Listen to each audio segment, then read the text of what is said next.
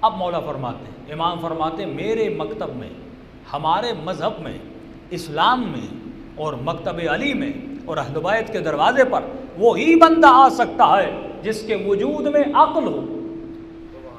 فرمایا بے عقل کبھی علی والا نہیں ہوتا، جس کے وجود میں لاجک اور وزڈم نہیں ہے وہ کبھی بھی علی والا نہیں ہو سکتا۔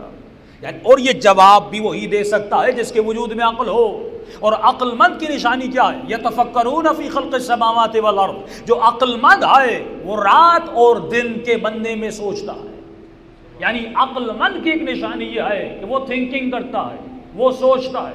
جو سوچ نہیں رہا وہ عقل مند نہیں ہے۔ جو بکریوں کی طرح ایک مجمع کے پیچھے چل رہا ہے وہ عقل مند نہیں ہے۔ جو ٹی وی کی آواز کو سن کر اس پہ لبیک کہتا ہے وہ عقل مند نہیں ہے۔ جو کوئی کتاب کا کوئی ریفرنس نہیں دیکھتا اور اسی طرح کتاب کو پڑھ کے چلتا ہے وہ عقل مند نہیں ہے۔ جو ممبر پر آنے والوں کی مجلسوں کو سن تو رہا ہے لیکن ان کی باتوں پر سوچ نہیں رہا، یہ عقل مند نہیں ہے۔ قرآن کہتا ہے لہم آذان لا یسمعون، اے انسان میں نے تجھے کان تو دی ہیں لیکن تو سوچتا نہیں ہے، میں نے تجھے آنکھیں تو دی ہیں لیکن تو دیکھتا نہیں ہے، میں نے تجھے زبان تو دی ہے لیکن تو تفقہ نہیں کرتا، تو تدبر نہیں کرتا، تو تفکر نہیں کرتا۔ لہم قلوب، ان کے پاس دل تو ہے لیکن ان دلوں کا کوئی استفادہ نہیں کرتے۔ یعنی جس مقصد کے لیے میں نے تمہاری آنکھوں کو بنایا تھا اس مقصد کے لیے تو اپنی آنکھوں کو استعمال نہیں کرتا۔ جس مقصد کے لیے میں نے تمہارے کانوں کو بنایا تھا اس مقصد کے لیے سماعت کو استعمال نہیں کرتا۔ جس مقصد کے لیے میں نے تمہاری زبان کو بنایا تھا اس مقصد کے لیے تو زبان کو استعمال نہیں کرتا۔ یعنی انسان بنایا تو گیا ہے لیکن اس مقصد پہ نہیں چل رہا جس مقصد کے لیے پروردگار عالم اس کو بنایا تھا۔ اسی طرح اللہ فرماتا ہے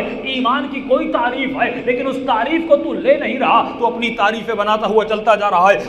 عربی زبان ہے لیکن اس کے مفہوم کو کون سمجھائے گا؟ اہل بیت سمجھائیں گے۔ قرآن تو قرآن ہے لیکن قرآن کے مفہوم کو کون سمجھائے گا؟ اہل بیت سمجھائیں گے۔ دیکھیے یہی قرآن ہے لیکن پروردگار عالم کی آواز آتی ہے، اسی قرآن کے ذریعے سے کچھ لوگ گمراہ کیے جاتے ہیں، اسی قرآن کے ذریعے سے کچھ لوگوں کو ہدایت ملتی ہے۔ ارے وہ جو کسی شیعہ کا گلا کاٹتا ہے وہ بھی تو قرآن کی آیت پڑھتا ہے، وہ جو کفر کے فتوے دیتا ہے وہ بھی تو قرآن کی آیت پڑھتا ہے، وہ جو بدعت کے فتوے دیتا ہے وہ بھی تو قرآن کی آیتیں پڑھتا ہے، وہ جو کرتا ہے کہ ماتم حرام ہے، عزاداری حرام ہے، وہ کرتا کیا ہے؟ وہ بھی قرآن کی آیتیں دیتا ہے۔ اس کا مطلب یہ ہے اسی قرآن کے ذریعے سے کچھ لوگ گمراہ ہوتے ہیں، اسی قرآن کے ذریعے سے کچھ لوگوں کو ہدایت ملتی ہے۔ سوال یہ ہے جنگ صفین میں جن لوگوں نے نیزوں پہ قرآن کو اٹھایا کیا وہ بھی قرآن نہیں تھا؟ جنگ خوارج ہوئی اور خوارج نے کیا پڑھا؟ کیا انہوں نے قرآن نہیں پڑھا تھا؟ جو حسین کے مقابلے میں میرے مولا کا مقابلہ کرنے آئے تھے کیا ان کے پاس قرآن نہیں تھا؟ یعنی لوگ اسی قرآن سے استفادہ کر رہے ہیں لیکن مسئلہ یہ ہے کہ یہ قرآن کو صحیح طریقے سے سمجھ نہیں رہے، صحیح روٹ پہ قرآن کو لا نہیں رہے، صحیح رستے پہ قرآن کو لا نہیں رہے۔